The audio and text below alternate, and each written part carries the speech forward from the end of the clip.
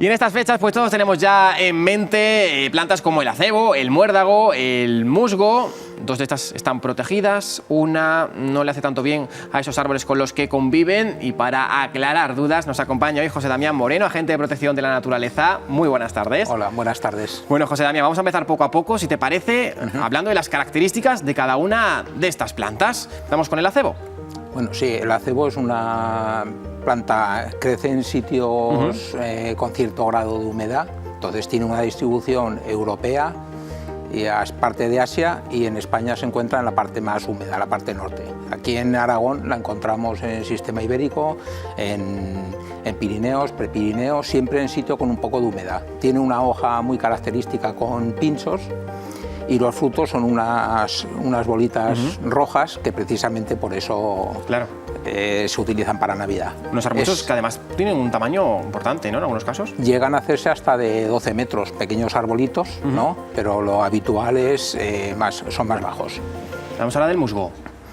El musgo, hace poco el CSIC ha hecho un estudio en el que hay casi 700 briofritos, o sea, musgos, líquenes, algunas algas, pteridofitos, que se engloban todos en el mismo grupo, y tenemos en Aragón casi 700. Oh.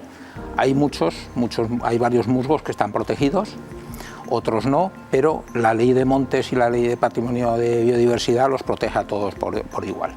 Entonces, tienen una gran importancia dentro del ecosistema, porque son los primeros que colonizan sitios con poco suelo, incluso encima de rocas, que son los primeros en colonizar el hábitat, ¿no? El hábitat, ese momento. Sí. Y la tercera, el muérdago. El muérdago es una especie, tenemos aquí en Aragón tres subespecies. Es una planta semiparásita. Eso quiere decir que parasita a los árboles sobre los que se sustenta, pero a la vez realiza también la fotosíntesis. Entonces, por eso se considera semiparásita. Tenemos tres subespecies aquí en Aragón. Hay una que solo parasita a los abetos, otra a pinos y píceas, y otra parasita a plantas, árboles de hoja caduca, planifolios que se llaman, que se ha visto en almendros, en nogales, en arces, en diferentes especies. Por lo tanto, el muérdago no está protegido. No está protegido. En cambio, el acebo y el musgo, como bien nos decías, sí. Sí. Por lo tanto, si lo queremos incluir como elemento de decoración, al vivero. Al vivero, yo lo que consideramos que se pueden aprovechar para decorar la casa, en vez de ir a coger planta natural, hacer manualidades, que con papel, con bolitas con café pintado de rojo, se pueden hacer manualidades y pueden aprovecharse de un año para otro. Porque desde luego la naturaleza aporta mucha biodiversidad al ecosistema por todo lo que hay en torno a ello, porque por ejemplo se me ocurre el acebo, fundamental incluso para la alimentación de algunas especies, ¿no? Ahora en invierno.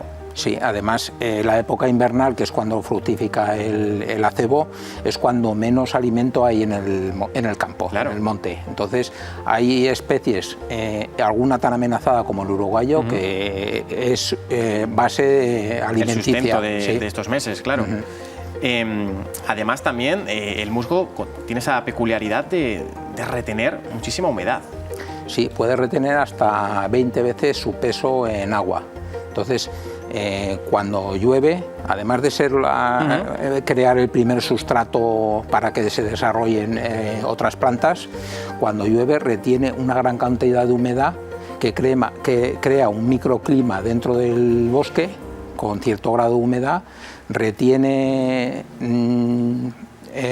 sustancias que de otra manera acabarían por escorrentía en los ríos, y luego esa humedad que retiene la va soltando poco a poco, con que funcionan como esponjas.